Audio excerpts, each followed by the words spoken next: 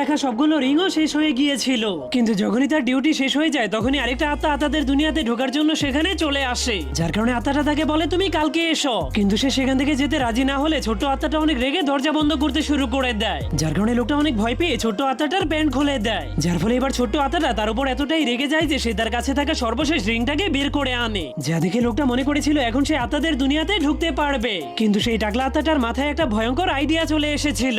সে পুরো শক্তি দিয়ে সেই রিং এর সাহায্যে লোকটার মাথায় বাড়ি মেরে দিলে লোকটা শয়তানদের দুনিয়াতে গিয়ে পড়ে যায়, যার কারণে শয়তানদের গেটের দারোয়ান তাকে দেখে অবাক হয়ে গিয়েছিল। কিন্তু তারও ডিউটি টাইম শেষ হয়ে যাওয়ার কারণে সে অনেক রেগে লোকটার আত্মাটাকে লাথি মেরে উপরে পাঠিয়ে দেয়, যা দেখে আত্মাটা অনেক রেগে আবারও তাকে শয়তানদের দুনিয়াতে পাঠিয়ে দেয়। এইভাবে এই বেচারা লোকটার আত্মাটা ফুটবলের মতো লাথি খেতে খেতে ভালো এবং খারাপ দুনিয়াতে যেতে আসতে থাকে। অবশেষে সে একটা শয়তানের উপরে গিয়ে পড়ে গেলে শয়তানটা রেগে লাল হয়ে যায়, যার কারণে সে লোকটার আত্মাটাকে ধরে পুরো শক্তি দিয়ে দূরে ফেলে দেয়। তখন সে উড়তে উড়তে ছোট্ট আত্মাটার পাশ দিয়ে যেতে শুরু করলে ছোট্ট আত্মাটা বুঝতে পারে এখন একটা